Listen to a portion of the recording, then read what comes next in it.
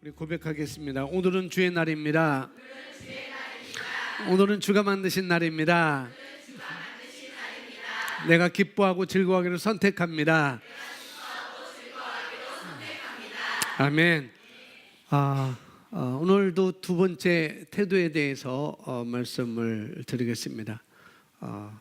태도는 내 마음의 중심이고, 태도는 내가 말씀에 대한 반응이고, 그런 것입니다. 그래서 우리가 말을 할 때도, 또 내가 말을 할 때도, 내가 또 말을 들을 때도 어떻게 말을 할 것이냐, 또 어떻게 말씀을 그 말을 듣느냐는 바로 다른 것이 아니고 나의 태도와 관계가 있다는 거예요. 지난주에 그 말씀을 드렸습니다. 그래서 태도는 우리가 행동하는 방식이기도 하다라고 말씀을 드렸고, 그래서 바르지 못한 태도는 앞으로 전진할 수 없고 위로 올라갈 수도 없는 것입니다. 그래서 우리가 말씀을 들어도 어떤 말씀을 들어도 태도를 바꾸는 것입니다. 어떤 말씀을 들어도 태도를 바꾸는 것, 뭘 들어도 내 마음의 태도, 뭘 들어도 내 마음의 중심, 그 중심을 어디다 둘 것인지, 또 내가 어떤 말을 들어도 내가 그 말씀에 반응을 어떻게 할 것인가, 그렇게 오늘 말씀을 가져가시면 되겠습니다. 이 말씀을 듣든 또 저 말씀을 듣든 어떤 말씀을 듣든지 듣는 내 마음의 태도가 중요한 것입니다.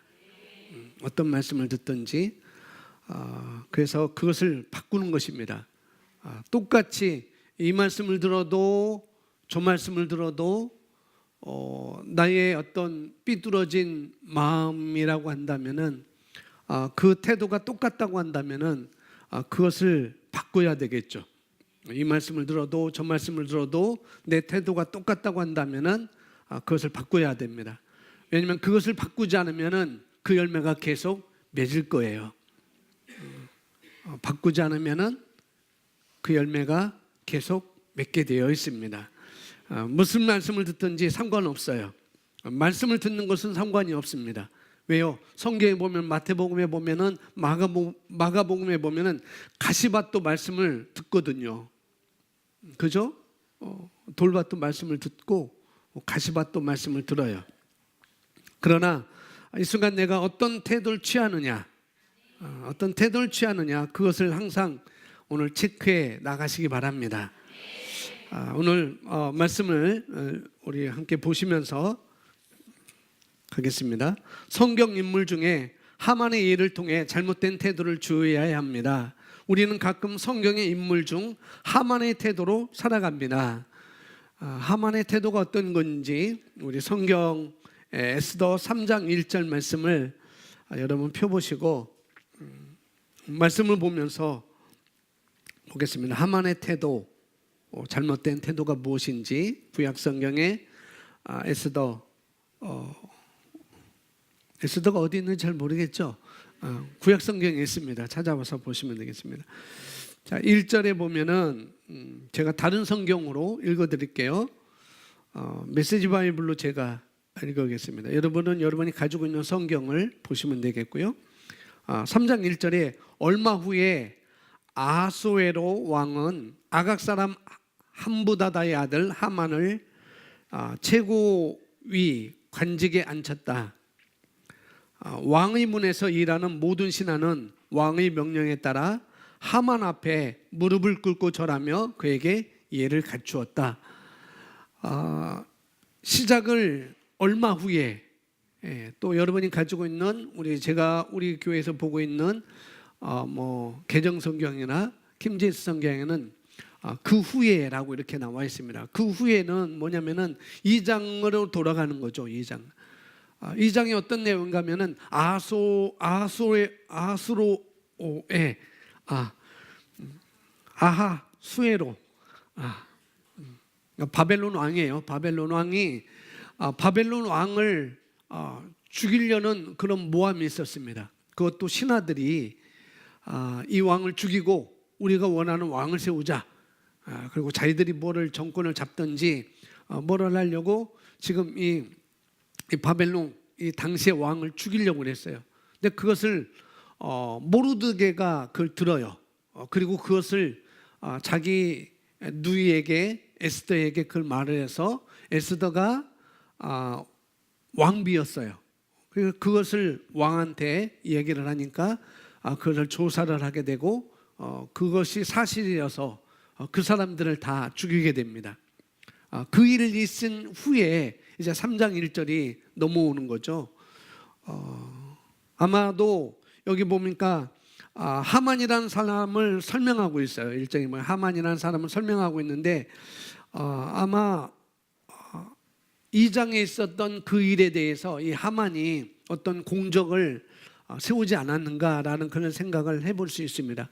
이 하만이라는 사람에 대해서는 전혀 기록이 되지 않았어요. 그냥 아각 사람, 아각의 후손이다라고 이렇게 나오고 있고 다른 뭐 설명은 없습니다. 이 사람이 뭘 했는지 그런 내용은 하나도 없어요. 그러나 2장의 내용을 볼 때 그리고 그를 성경의 인물 중에 그 지위를 높인 것은 아마 그 일에 아주 공적을 세우지 않았는가 그런 생각을 해볼 수 있죠. 그래서 그 일 때문에 잘 처리하고 잘 해가지고 우리나라도 그 일에 어떤 일에 뭐 사업을 하든지 직장에서도 어떤 프로젝트가 있으면 그 일을 잘 해내면은 성과금을 주든지 그 일로 인하여서 진급을 할 수가 있는 거잖아요. 똑같이 하만이 그런 경우였을 것입니다. 다른 신하들 가운데 가장 높은 자리에 두셨습니다. 최고위 관직에 앉혔다라고 이렇게 나오고 있거든요. 그 에스더를 보면은 이 아하수로랑 다음으로 높은 지위를 가진 자가 바로 하만이었습니다. 그런 만한 자격을 갖추었기 때문에 그 자리에 놓는 것이죠.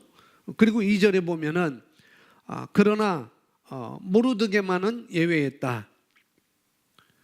뭐냐면은 하만 앞에 모든 사람이 무릎을 꿇고 절했는데 그에게 예를 갖추었는데 그런데 하만에게 그랬지만은 모르드게만은 예외했다는 거죠. 그는 무릎을 꿇고 절하지 않았다.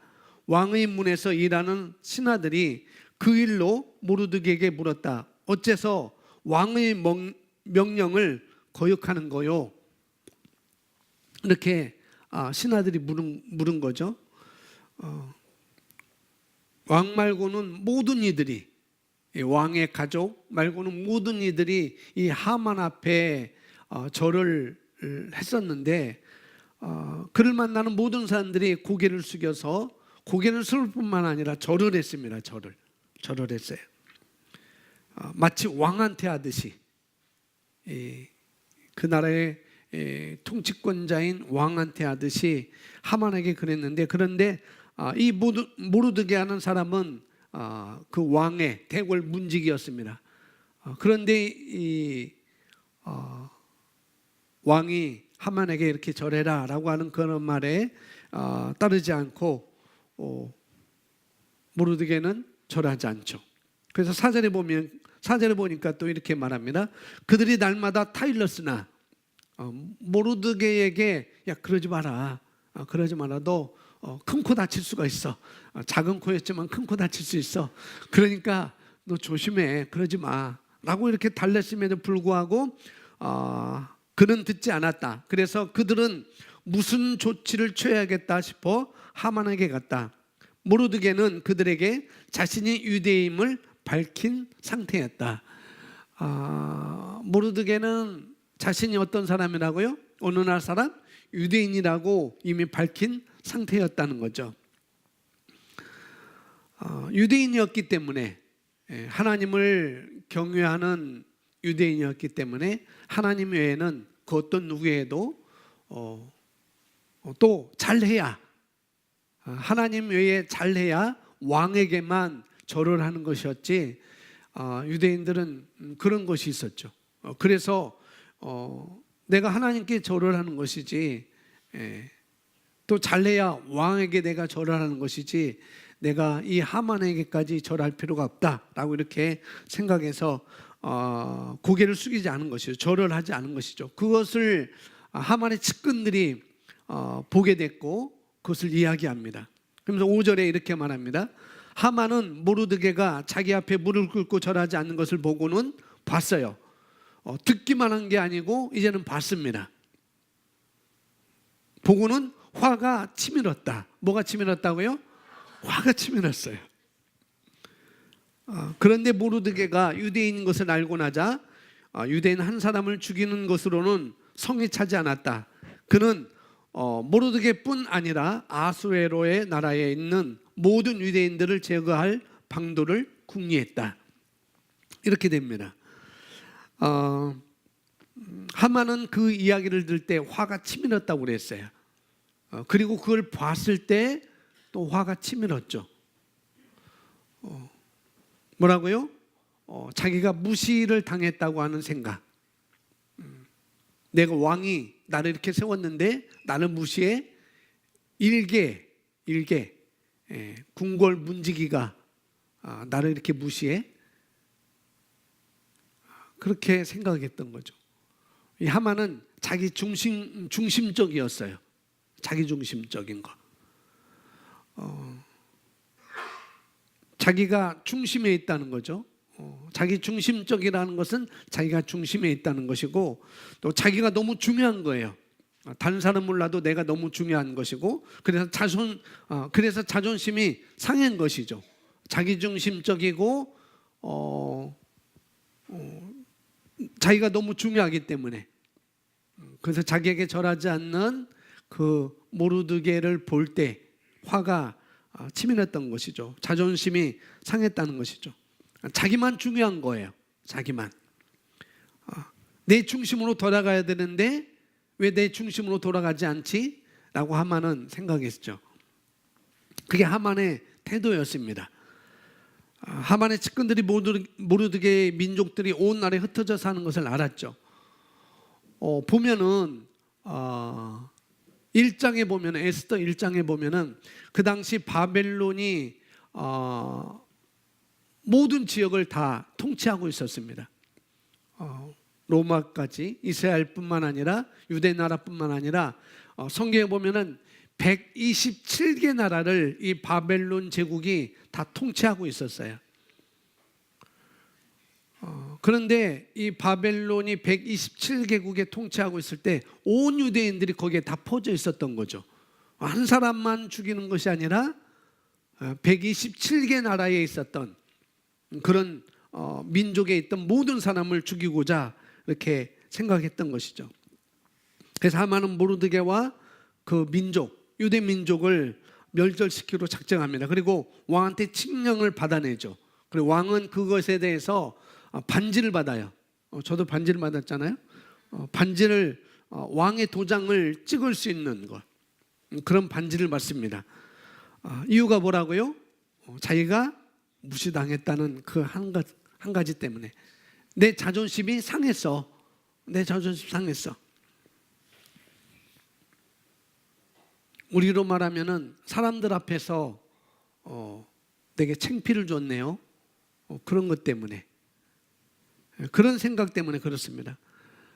그래서 하만의 입장에서는 모르드게만 죽이는 것 갖고는 성이 안 찼습니다.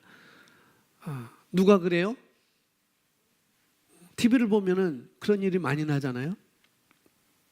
그 한 사람만 하면 되는데 그 사람의 조카까지, 심지어 통장까지, 그 아이가 통장이 2억이 있으면은 뭐 어쩌고 저쩌고, 왜 20대의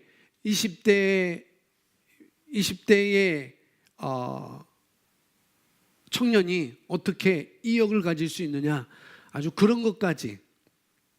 청문회 할 때 그런 게 많이 나오잖아요. 뭐 인사청문회 할 때 심지어 그 뭐 사촌의 사촌까지 다 들춰내잖아요. 바로 하만의 모습입니다. 그 한 사람만, 모르드게만 어떻게 해야 되는데 뭐라고요? 온 127개 나라에 속해 있는 온 곳에 있는 유대인들을 다 죽이고자 하는 것. 지금 TV에서 나오는 사람들이, 위에 있는 분들이 그렇게 하고 있는 것입니다. 하만은 남들이 나를 어떻게 생각할까? 나를 어떻게 생각하지? 나를 어떻게 바라보는 것에 대해서 자기를 평가했던 거죠. 그래서 자존심이 상했습니다. 나를 무시했다고. 왜? 자기중심적인 거니까. 아무리 그래도 물론 그런 계획을 다 하만이 했다 할지라도 마지막 에스더 마지막에 보면은 하나님께서 그 일을 막으시죠. 바벨론 포로 시대에 유대인으로서 이 바벨론 왕국의 뭐냐면은 왕비가 된, 유대인이면서 포로로 잡혀가 있는데 유대인이면서 그 바벨론 제국의 127개 나라를 통치하는 그 제국의 왕비가 된 에스더를 통해서 이 나라가 유대의 모든 사람들이 다 구원을 받게 됩니다. 그리고 하만은 그 일에, 그리고 하만과 더불어서 그 일에 동조한 모든 사람들이 다 결국에는 죽임을 당하는, 멸절을 당하는 그런 일을 성경을 통해서 우리가 볼 수 있고, 그런 일도 그런 일로 끝납니다. 뭐냐면은 하만의 잘못된 태도를 말하고 있는 거예요. 여러분이 창피를 당했다고 해서, 내 자존심이 상했다고 해서, 누구 앞에서 나를 그렇게 했다고 해서 여러분이 태도를 바르게 갖지 않는 것은 결국 내가 망하는 길이라는 것을 우리가 보여야 된다는 거죠. 다른 사람들이 여러분 자신을 어떻게 바라보는지는 볼 필요가 없습니다. 그럼 목사님께서, 사모님께서 나를 그렇게 바라볼 때 나는 어떻게 보여야 되나요? 그렇게 바라보지 말아야 되나요? 그게 아니고 올바르게 내가 태도를 갖추라는 것이죠. 올바른 태도를 내가 갖는 것입니다. 우리가 연연할 필요가 없습니다. 남이 나를 어떻게 바라보는지 거기에 우리가 연연할 필요는 없는 것이죠. 그것을 연연해야 한다는 것은 다른 말로 말하면은 하만이 지금 잘못 저지르고 있는 그런 겸손하지 못한 생각, 다르게 말하면요, 교만함 때문에 그런 것입니다. 내 태도가 바르지 못하는 것은 교만함 때문이라는 거죠. 그것까지 가는 것이죠. 여러분, 교만해서 성공한 사람 보셨어요? 교만해서 성공한 사람 성경에도 없고 이 시대에도 없습니다. 회사에서도 교만한 사람은 자주 높은 자리에 올라갈 수가 없는 거예요. 그래서 사람들이 나를 어떻게 보든 상관이 없는 일입니다. 아멘. 어떻게 봐요? 하나님께 나를 뭐라고 말씀하는지, 그가 바로 나인 것이죠. 여러분이 내가 옳다고 생각한 것을 내려놓는 거예요. 말씀이 아닌 내가 옳다고 생각하는 것을 내려놓는 것입니다. 하나님의 말씀, 하나님의 뜻을 따르면 하나님이 높이십니다. 하나님이 높여주시는 일은 성공이고 형통이 오는 것이고 번영이 오는 것이죠. 내가 옳다고 생각하는 것, 이렇게 해야 될 것 같은데, 이것은 이렇게 해야 될 것 같은데 하나님은 이렇게 하라고 말씀하시네 라고 내가 들었음에도 불구하고, 내가 그렇게 보았음에도 불구하고 어떻게 해요? 하라는 것을 안 하는 거예요. 하라는 것을 안 하는 거. 그리고 이거 아니면 안 된다고 생각합니다. 그래서 내 생각을 내려놓는 거예요. 내 생각을. 그것이 내 생각이 옳다고 하는 생각입니다. 이것이 옳다고 생각하는 것. 하나님은 이것이 옳다고 하는데 나는 이것이 옳다고 하는 것. 그래서 내 생각을 옳다고 생각하는 거거든요. 그러나 올바른 태도가 최선입니다. 그것이 성공인 것입니다. 아멘. 우리 좀 더 보겠습니다. 왜 어떤 분들은 하나님의 자녀임에도 불구하고 하만 같은 그러한 겸손하지 못한 그런 태도로 살아갈까요? 우리 스스로 자존감을 갖고 주변 평판에 너무 마음을 뺏기지 마시기 바랍니다. 올바른 태도를 견지하십시오. 올바른 태도를 유지하십시오. 태도가 가장 중요합니다. 자문해 보십시오. 하나님의 축복 때문에 그나마 우리가 여기까지 온 게 아니겠습니까? 왜 평판에 마음을 쏟아야 될까요? 한번 깊이 생각해 보십시오. 하나님이 우리 태도를 고치실 때 우리는 올바로 걸어나갈 수 있습니다. 지난 주간에 저희 시골에 있는 어머니가 전화를 왔어요. 이런 상황인데 목사님 어떻게 했으면 좋겠느냐고 전화 왔습니다. 그게 뭐냐면은 저희 어머니가 다니는 교회가 지금 문제가 있다는 거죠. 그 목사님이 뭐 잘못했던, 또 그 목사님을 내보내려고 하는 그런 그룹이 잘못을 했든 뭐를 했든 어머니께서 그걸 직접 보셨는지, 목사님이 잘못했다 하면은 목사님이 잘못한 거 직접 보셨는지, 어머니가 들은 것으로만 판단하지 말라고 그랬어요. 들은 것으로만. 직접 보지 않았다면은, 물론 직접 봤어도 지혜롭게 해야 된다고 얘기했고, 그래서 같이 가자고 하는 그 사람들과 함께 이 교회에 나가야 될지 어떻게 될지 모르겠다고 해서 남고 나가는 것은 중요하지 않습니다. 어머니가 그 일에 대해서 직접 봤다고 한다면은 거기에 대해서 어머니가 충분히 판단이 설 것이고, 누구의 소문에 의해서 들려지는 성도들의 어떤 얘기에 대해서 어머니께서 거기에 흔들린다면은 그건 잘못된 것입니다.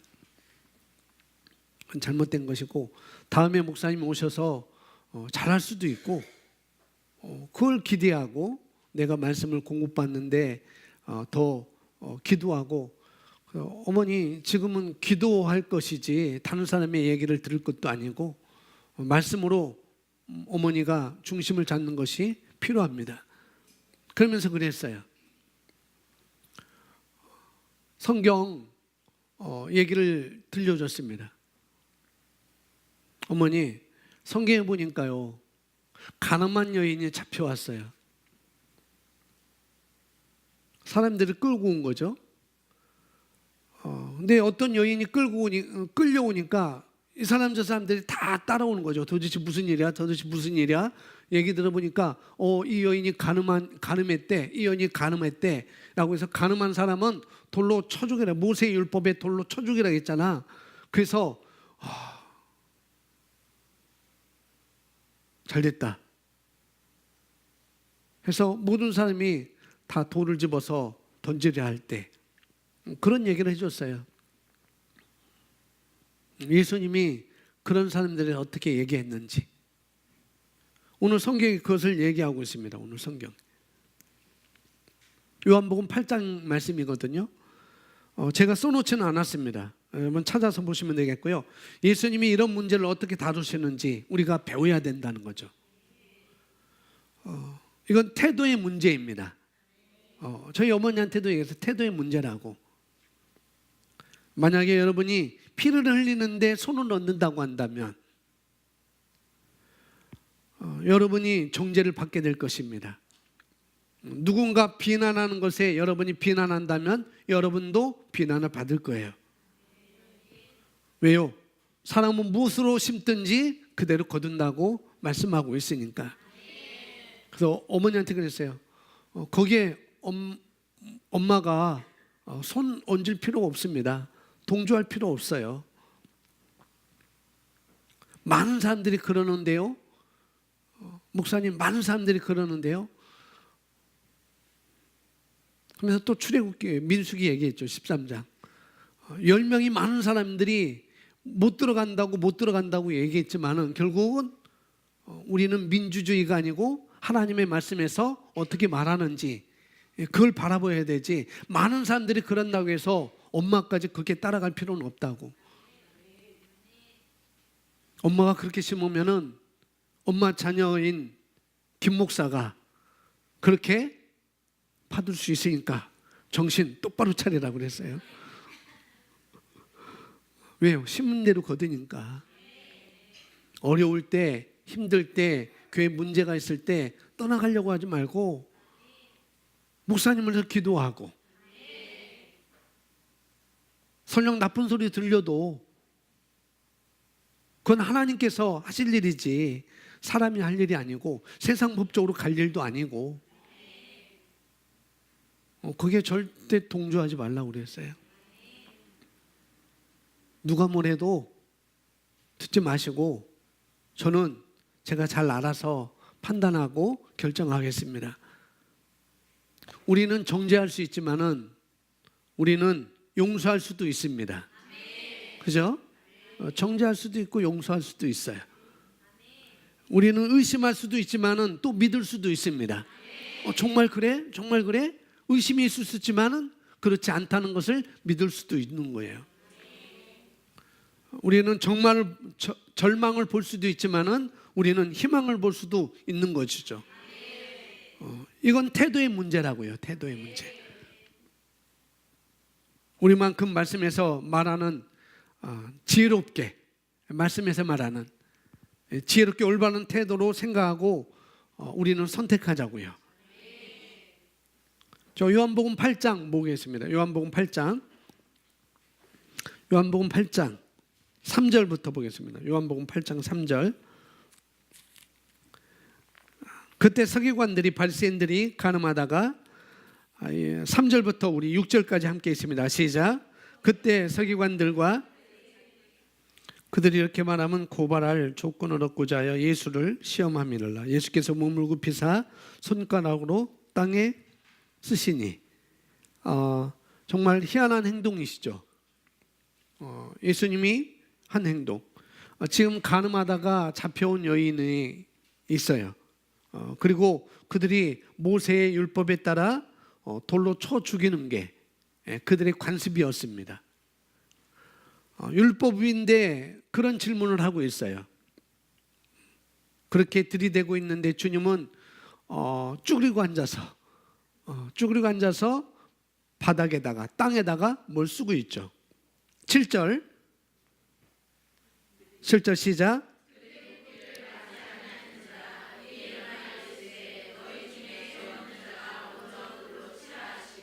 8절 말씀.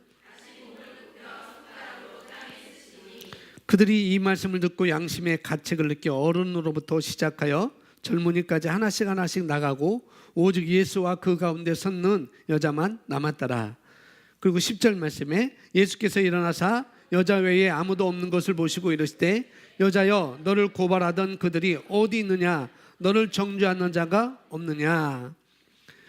11절에 그 여인이 대답하되 주여 없나이다. 예수께서 이르시되 나도 너를 정죄하지 아니하노니 가서 다시는 죄를 범하지 말라 하시니라. 다른 성경에 이렇게 나와 있습니다. 그 여인이 말씀드리기를 주여 아무도 정죄하지 않았나이다 라고 하더라. 사실은 아무도 정죄하지 못하더이다 라고 이렇게 나오는 거죠. 아무도 정죄하지 못했어요. 그러면서 예수께서 그녀에게 말씀하시기를 나도 너를 정죄하지 않노라. 가라. 그리고 더 이상 죄를 짓지 말라고 하시니라.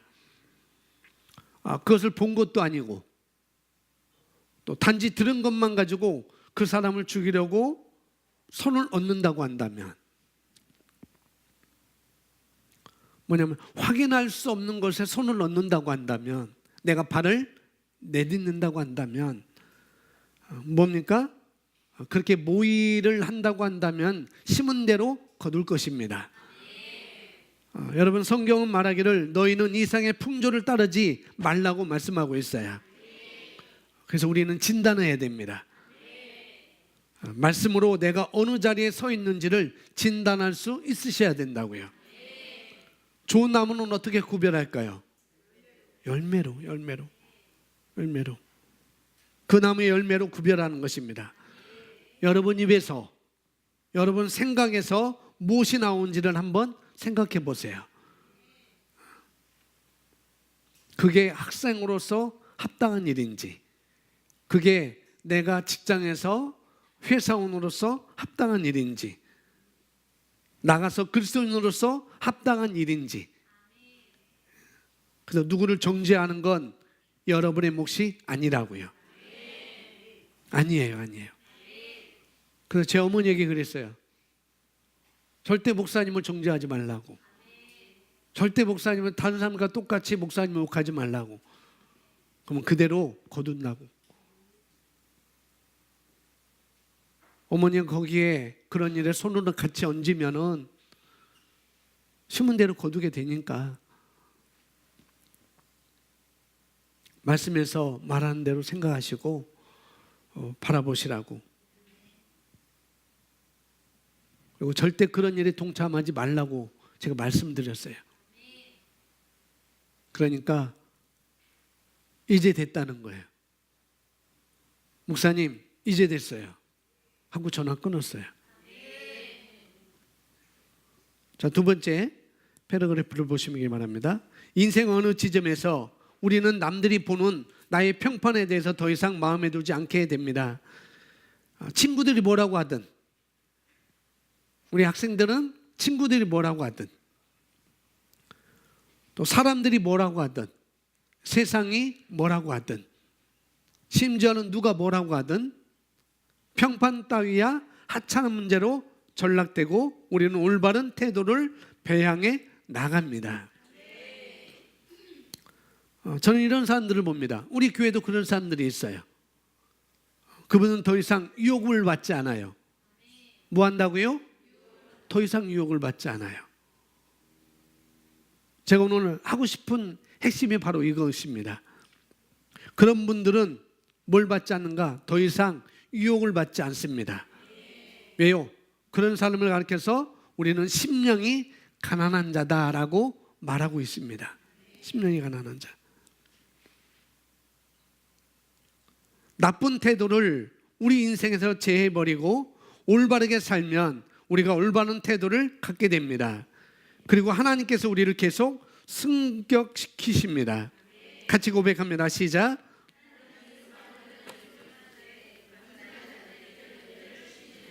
아멘.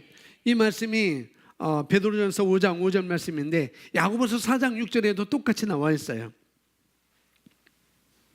은혜는 누가 받을까요? 은혜는 누가 받을까요? 누가 받아요? 은혜는? 겸손한 자가.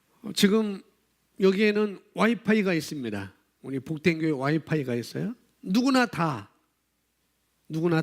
와이파이를 받을 수 있어요. 그러나 뭘 알아야 될까요? 패스워드가 알아야 되죠. 누구나 다 공이 주어진 거예요. 와이파이.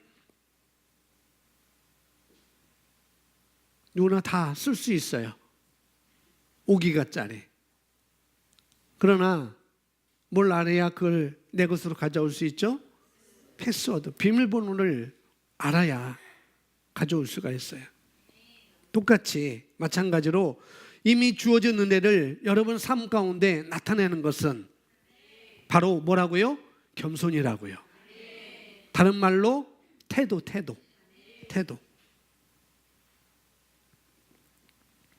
오늘 은혜에 대해서 오늘 말씀에 실제 했잖아요. 은혜가 우리에게 뭘 가져다 주는지, 그 은혜가 의미하는 것이 무엇인지를 우리가 말씀했을 때에서 배웠어요. 그것이 그래서 우리가 하지 말아야 될 일, 내가 하지 말아야 될 일, 우리에게 맡겨지지 않은 것, 우리가 손을 얹지 말아야 될 일에 손을 얹는 건 그것은 겸손한 것이 아니라 그것은 뭐라고요? 교만한 것입니다. 다시 말씀드리지만 선생님을 정죄하는 것, 저희 어머니한테는 목사님을 정죄하는 것, 그것은 그 그 선생님에게 배움을 가져올 수 없어요. 우리 학생들이 뭐 그게 초등학교든 중학교든 고등학교든 대학교든 선생님을 정죄하면 그 선생님에게 배움을 가져올 수가 없습니다. 그건 마땅해요. 그건 기정사실이에요. 그냥 끝인 거예요. 배울 수가 없어요. 그래서 우리가 어느 대학을 나왔던 어떤 학위를 가졌던 상관이 없습니다. 그리고 심은 대로 거두게 되어 있어요. 그렇기 때문에 우리는 뭘 해야 되는가? 축복해야 됩니다. 아멘. 용서해야 되는 것이죠. 우리가 용서해도 법은 집행될 거예요. 분명히 잘못이 있다면 그렇겠죠. 계속 보겠습니다. 하나님은 어떤 자를 내치신다고요? 교만한 자를 내치십니다. 우리 성경에는 대적한다라고 이렇게 말씀하지만은 대적하는 것, 교만한 자를 대적하는 것, 교만한 자를 내치시는 것은 그냥 자연스러운 거예요. 자연스러운 것. 마치 여러분이 눈썰 매장 갔었죠, 그죠? 눈썰 매장 가서 자 준비하고 시작하면은 어떻게 자연적으로 미끄러져 내려갔습니다. 내가 애쓰지 않아도. 그런 거와 똑같습니다. 그런 거와 똑같아요. 우리는 같이 갈 수 없는 거예요. 우리가 말씀을 받아들이지 않는 게 바로 교만한 것입니다. 말씀을 받아들이지 않는 것. 그는 아까는 자기 중심적이라고 그랬어요. 자기 생각이 말씀보다 높아져 있는 것. 그런 것입니다. 그래서 자기 생각이 하나님의 말씀보다 높아져 있으니 하나님께서 대적할 이유도 없죠. 내치실 이유도 없어요. 그건 자연스러운 것입니다. 그냥 미끄러져 가는 것과 똑같습니다. 왜요? 받아들이지 않으니까. 그 자체가 하나님과 같이 있는 것이 아닐 테니까요. 말씀과 같이 있는 것이 아닐 테니까요. 그분과 하나가 될 수가 없는 것이죠. 왜요? 태도가 그러니까. 태도가. 사람들은 내쳐질 때 다른 원인으로 인해 추락한다고 생각합니다. 하나님이 승격시켜주시면 사람이 그 승진에 관여할 수 없습니다. 하나님이 승격시켜주는 사람, 하나님이 승격시켜주는 사람, 하나님이 진급시켜주는 사람, 승진시켜주는 사람, 그런 사람들이 어떤 사람일까요? 겸손한 사람, 말씀에 승복하는 사람, 올바른 태도를 가진 사람, 지난주에 봤던 것처럼 침례 요한처럼.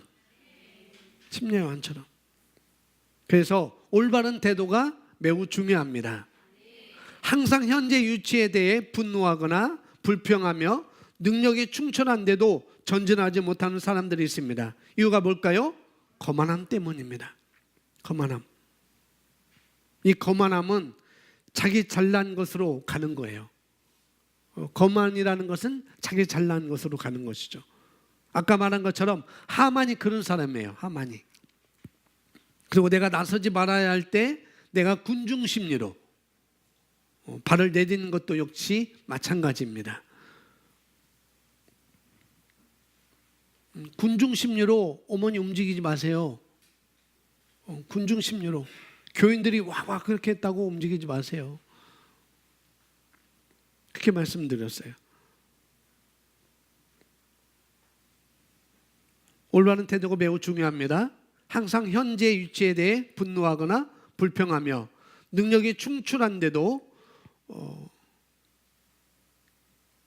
전진하지 못하는 사람들이 있습니다. 거만함 때문입니다. 성경은 스스로 낮추라고 합니다. 같이 고백합니다. 시작. 그러므로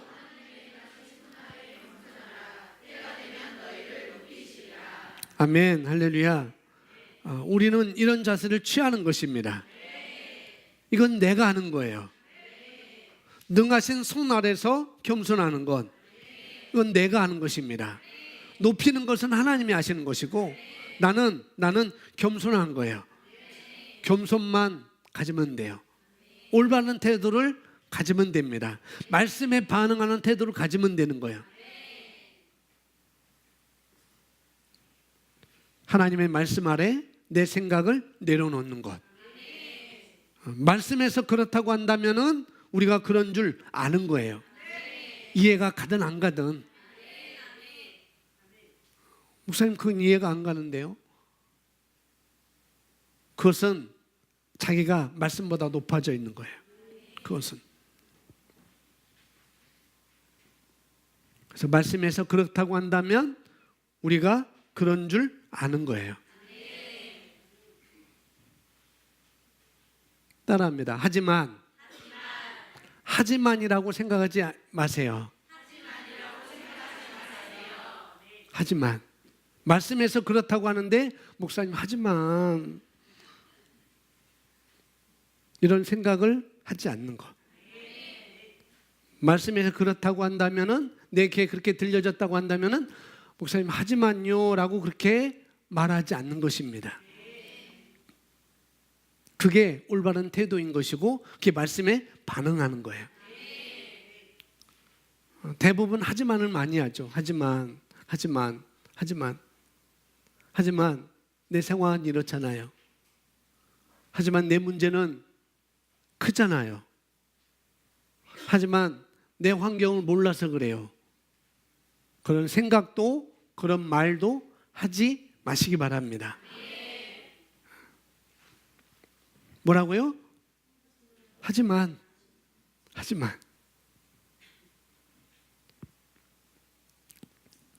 우리에게는 때가 있는데 바로 하나님의 때입니다.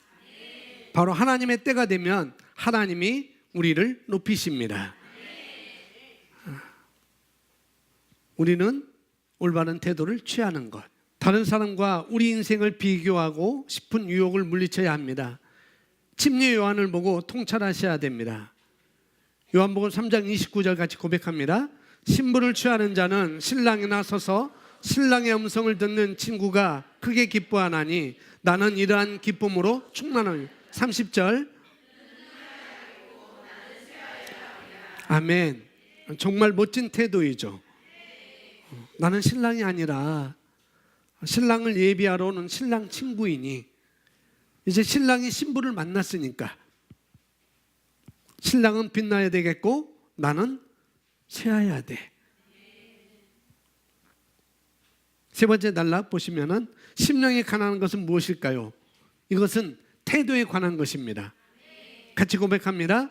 예수께서 물을 모시고 산에 올라가 앉으시니 제자들이 나온지라 입을 열어 가르치시니 심령이 가난한 자는 복이 있나니 천국이 저희 것입니다. 아멘. 심령이 가난한 자는 뭐가 있다고요? 복이 있다고요. 천국이 저희 것이다. 하나님 나라로 표현되지 않았습니다. 천국이라고 표현됐어요. 심령이 가난한 자는 어떤 사람들일까요? 우리가 어떻게 심령이 가난한 자가 될 수 있을까요? 심령이 가난한 자들이 그럼 어떻게 천국을 소유한다는 말일까요?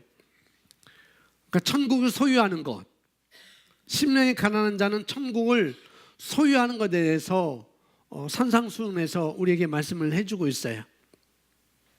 예수님은 심령이 가난한 자는 천국이 저희 것임이라고 말씀하고 있어요. 그렇다고 한다면은 다른 성경에서는 또 이 천국을 소유하는 것에 대해서 어떻게 말하고 있는지, 그것은 부자 청년에 관해서 우리가 말씀을 보면 알 수가 있습니다. 이 문제를 가늠해 볼 수 있습니다. 젊은 관원이고 젊은 부자 청년.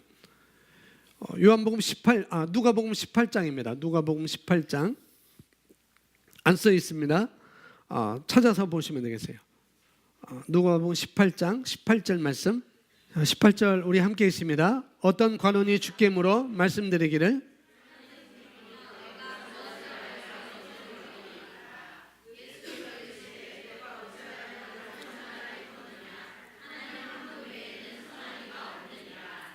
20절 말씀.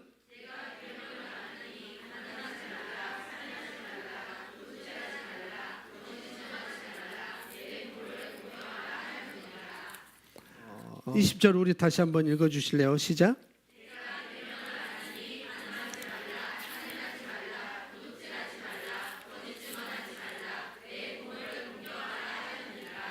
아멘. 여기도 거짓 증거하지 말라, 거짓 증언 하지 말라. 뭐냐면 확인된 것이 아닌 것을, 확인되지 않았는데 그걸 가지고 여러분이 만약 손을 넣는다고 한다면 또한 거짓 증거를 하는 거죠. 거짓 증거하는 것. 확인할 수 없는 거니까. 내 아버지와 어머니를 공경하라 하시니 그가 말씀드리기를 이 모든 것은 내가 어려서부터 지켜왔나이다고 하니라. 지킬 만한 것은 다 지켰다는 거죠. 지킬 만한 건 다 지켰어요. 그랬더니 하지 말라 라고 한 것은 다 지켰습니다 라고 이렇게 이 부자 청년이 말하는 거죠. 하지 말라는 것 제가 다 했습니다. 그때 예수님께서는 이제 하라고 합니다. 하지 말라고 내가 지켰다고 하니까 이제는 부자 청년에게 하라고 하죠. 22절 우리 함께 있습니다.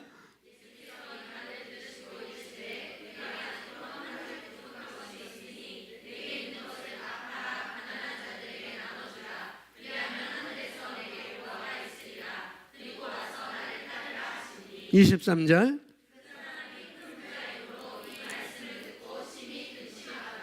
24절.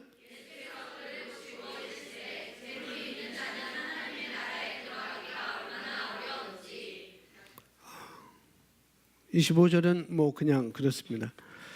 이렇게 말씀으로 이렇게 매듭을 짓죠. 그랬더니 제자들이 주님, 그러니까 뭐 낙타기가 뭐 그렇게 25절에 뭐 이렇게 얘기하니까 제자들이 말하는 거죠. 그러면은 뭐 이런 사람도 안 되고 저런 사람도 안 되고 그렇다면 누가 구원을 받을 수 있을까요? 라고 제자들이 물어요. 누가 구원받을 수 있는지. 그걸 뒤에서 이야기하죠. 예수님께서. 여러분 주님께서 뭘 말씀하고 계시는지 우리가 알아야 됩니다. 여기서 지금 10명의 가난한 자에게 대한 이야기를 주님께서 말씀하고 있는 거예요. 주님께서 지금 부유한 것을 배척하고 계신 것이 아니에요. 아닙니다. 그런 표현은 없어요. 일단 부자라고 하면은 부유한 거와는 차이가 있어요. 부자와 부유는 차이가 있습니다. 우리가 많이 소유한 사람을 부자라고 합니다. 많이 가진 자를 부자라고 얘기하죠. 부유한 건 하나님께서 선한 일에 쓰고자 할 때, 하나님의 선하신 일에 쓰고자 할 때 쓸 수 있는 것, 이런 것을 우리가 부유함이라고 말합니다. 또 다른 말로 하나님의 공급하심과 연결되어 있는 것이 바로 부유함인 것이죠. 어쨌든 단지 많이 소유한 것을 주님께서 지금 닥달하고 계신 것이 아니라는 거죠. 내가 많이 가졌으니까 좀 줄여라 그렇게 닥달하고 계신 것이 아닙니다. 그걸 배척하고 계신 것도 아니죠. 무엇입니까? 주님께서 뭘 하라고 얘기해요? 그를 팔아서 나누어 주라고요. 그리고 어떻게 하라고요? 나를 따르라. 자, 우리가 이런 얘기를 들을 때, 이런 말씀을 들을 때 누구를 떠올려야 된다면 사도 바울이 뭐라고 합니까? 내가 가진 모든 것, 자기가 가진 모든 것을 뭘로 여긴다고 그랬어요? 배설물로 여긴다고 그랬어요. 좋은 거예요. 사도 바울은 학식도 높았습니다. 학식도 아주 높았어요. 그리고 로마 시민권자였었고, 그 당시에 로마 시민권자였음에도 로마 시민권자였고 또 유대인이었습니다. 그리고 바리새인 중에 바리새인이었고 가말리엘 문화에서 공부를 하는 사람이고 아주 똑똑하고 가질 것은 다 가지고 최고의 학문을 배운 사람이었어요. 여심도 특심했다고 자기가 말하고 있습니다. 그런데 뭐라고요? 자기가 가진 모든 것을 배설물로 여긴다고요. 이유가 그리스도를 아는 것이 가장 고상하기 때문이라. 그렇게 말하는 거죠. 그래서 심령이 가난하다고 하는 것은 두 가지입니다. 첫 번째는 영적으로 가난하다는 얘기죠.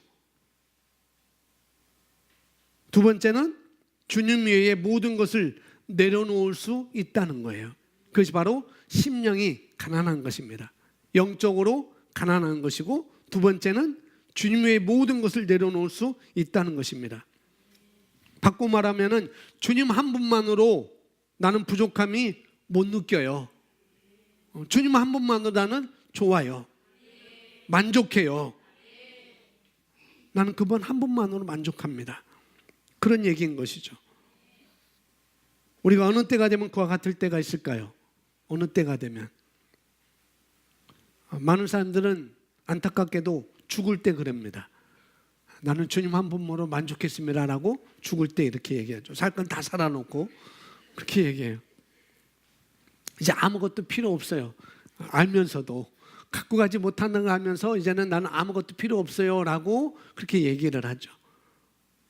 그럴 때 말고요. 그럴 때 말고 먼저 내가 주님과 하나가 되는 것입니다. 내가 주님과 하나가 되었을 때 그때 우리는 그분이 다의 공급자인 것을 우리가 알게 되는 것이죠. 그리고 그분만으로 내가 만족합니다 라고 알 거예요. 그럴 때 우리가 가진 것, 내가 가진 것, 나의 시간, 내 인생을 주님께 드리라고 하면 토도 안 달아요. 그런 사람은. 그걸 뭐라고 한다고요? 심령이 가난한 자. 그런 자가 뭘 얻는다고요? 천국을 얻는다고요. 천국을. 목사님, 그러면은 인생을 빈털터리로 살다가 하늘나라로 가라고 말씀하는 건가요? 절대 아닙니다. 그건 절대 아니에요. 우리가 천국을 오해하고 있어요. 천국을. 천국은 영어로 킹덤 오브 헤븐입니다. 천국은 바로 하늘 왕국을 말하고 있죠. 하늘 왕국. 이 하늘 왕국이라는 건 하늘에 있는 왕국이 아닙니다. 천국은 뭐냐면은 이 하늘 왕국은 하늘에 있는 것이 아니고 하늘의 것. 하늘의 것. 주님과 내가 하나 되어서, 말씀과 내가 하나 되어서 겸손한 삶으로 영적으로 갈급해서, 영적으로 가난하여서 이 땅에서 말씀대로 살아가는 것. 그것이 바로 왕국의 삶인 것입니다. 그게 바로 천국의 삶인 것이죠. 그게 뭐냐면은 말씀대로 살아가는 것이고, 섬기며 살아가는 것이고, 남을 위해 살아가는 것이고, 이것이 해분입니다. 이게 해분. 그리고 킹덤은요. 킹덤은 나라라고 하는 것, 왕국이죠. 여기서 말하는 하나님의 왕국이라 할 때 이 왕이 거하는 왕국은 그분의 말씀이 통치가 되는 곳입니다. 왕의 말씀이 통치가 되는 것, 적용이 된 영역을 말하고 있죠. 그래서 이 천국은, 여기서 말하고 있는 천국은 예수님께서 십자가에 죽으시고 장사되시고 부활할 때 시작되었습니다. 주님과 함께 우리가 이 땅에서 천국을 이루는 것이죠. 그 천국은 하나님의 말씀의 통치가 이루어지는 것, 그것이 바로 천국인 것입니다. 예수님께서 지금 그걸 말씀하고 있는 거예요. 산상수훈에서 그렇게 말하고 있고, 부자 청년에 대해서도 그렇게 말씀하고 있는 것이고. 하나님 나라는 영어로 킹덤 오브 갓입니다. 킹덤 오브 갓. 이건 포괄적인 개념이죠. 포괄적인 것. 그리고 예수 그리스도를 통해서 이 땅에 보내주시고, 또 그리고 우리와 함께 이 땅에서 하늘의 계시들과 또 하늘의 이해들이, 믿음들이 이 땅에서 펼쳐진 것을 말하는 것이 바로 킹덤 오브 갓인 것입니다.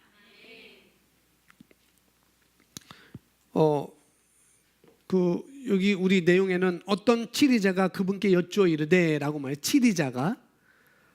그러니까 치리자는 다스리는 자잖아요. 그러니까 이 부자 청년은 아주 높은 위치에 있는 사람이었습니다.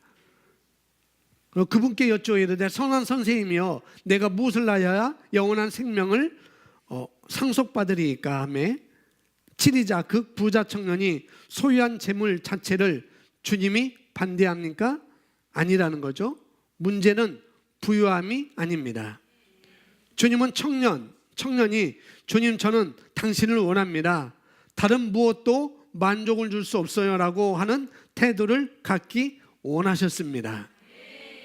주님을 따르겠다고 하는 그런 얘기를 하고 있는 것이죠. 청년은 사실 기회를 놓쳤습니다. 영적으로 부유한 사람은 실상 모든 것을 포기하고 버릴 수 있습니다. 영적으로 부유한 사람은 뭐라고요? 모든 것을 포기하고 버릴 수 있다는 것. 많은 재물이 그에게 있다 해도, 높은 학부를 가지고 있다 해도 사도 바울처럼 그 부유함조차 배설물로 여깁니다. 우리도 살다 보면 그럴 때를 맞이합니다. 모든 것이 하찮고 우리 자신이 가진 모든 것을 예수님의 복음을 위해서만 쓰고 싶어집니다. 어떤 것도 만족이 되지 못하고 아무것도 중요하지 않습니다. 인생의 그런 시기에 이르렀을 때 성령께서 물으실 때 이 사람에게 그것을 줄 수 있겠니? 너의 인생을 줄 수 있겠니? 너의 시간을 줄 수 있겠니? 그것을 헌금에 쓰겠니라고 하면 그런 사람들에게는 논쟁조차 불필요합니다. 우리가 이미 삶에서 주님 외에는 어떤 것도 중요하지 않다는 것을 깨달은 것입니다. 이런 사람은 말씀에서 말하는 바, 용서라고 하는 말이든 심은 대로 거둔다고 하는 말이든 그런 말들을 무시하고 사역하는데 따라갈 수 없겠죠. 그런 얘기를 하는 것입니다. 심령이 가난한 자는 영적인 기쁨 때문에 다 포기함으로 천국을 누립니다. 이 천국을 누리는 것은 우리가 죽어서 누리는 것이 아니라고 그랬어요. 이 땅에 누리는 거예요. 이 땅에서 우리가 살면서 누리는 것입니다. 말씀과 하나가 되어서, 주님과 하나가 되어서 말씀에 따라 말씀의 세력을 어떻게 해요? 이 땅에서 확장시켜 나가는 것입니다. 내 삶 가운데 겉으로 부유해 보이든 아니든 겉보기와 상관없이 모든 것을 누립니다. 함께 있습니다. 심령이 시작.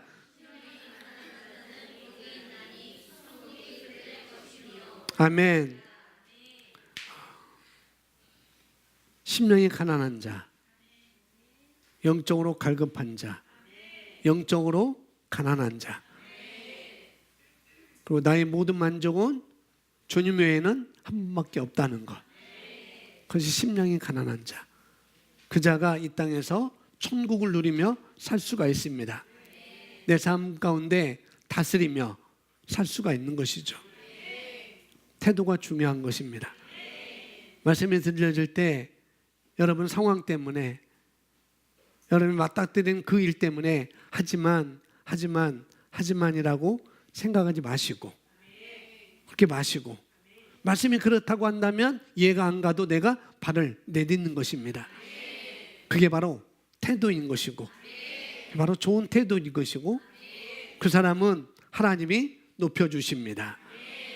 번영케 하시고, 형통케 하시고, 성공케 하시고, 하나님의 은혜를 우리가 가져다 쓸 수가 있는 거예요.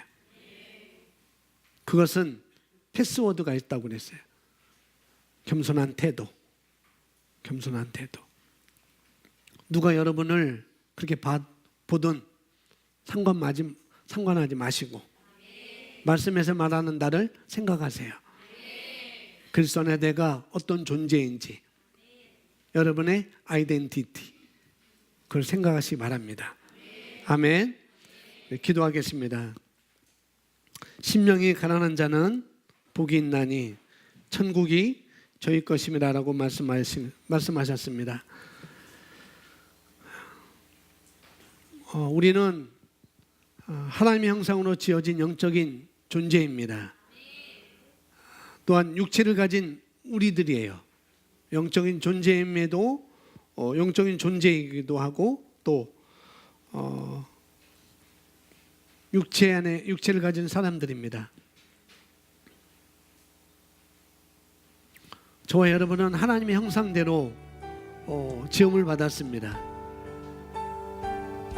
그리고 육체를 가지고 있고 이 땅에서 통치하고 다스리고 번성하라고 우리에게 주어졌어요. 이 땅에서 여러분이 살아갈 때 그냥 그만저만 하며 살아가라고 말씀하고 있지 않다는 거죠. 하늘의 원리, 말씀의 원리, 하나님의 가치, 바른 태도, 섬김의 태도, 존중하는 태도, 살리는 마음, 무엇보다도 말씀이 우선되는, 주님 한 분만으로 내가 만족하다는 것, 그런 마음을 가지고 살도록 우리가 이 땅에, 우리 삶에, 우리 세상에 보내심을 받은 것입니다. 심령이 가난한 자는 복이 있나니 천국이 저희 것임이라고 했습니다.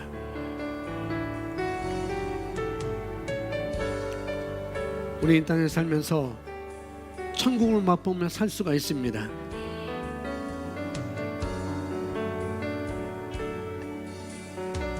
심령이 가난한 자는 복이 있나니 천국이 저희 것이며. 여러분 결단하시기 바랍니다. 처음 들어본 얘기라고 엉뚱한 데 시간을 뺏기지 마시고 내가 올바른 심령을 유지해야 되겠다. 가난한 심령을 유지해야 되겠다. 그걸 내가 흉내내서라도 내가 내야 되겠다. 내가 올바른 태도를 가져야 되겠다. 올바로 알아듣고 올바로 말해야 되겠다. 우리 주님께서 말씀하신 것처럼, 예수님께서 본을 보여주신 것처럼, 사도 바울이 본을 보여준 것처럼, 또 하만을 통해서 반면교사를 삼아서 나는 낮은 자로서, 섬기는 자로서, 세우는 자로, 승리케 하는 자로 리더로 살아가기를 작정하시기 바랍니다.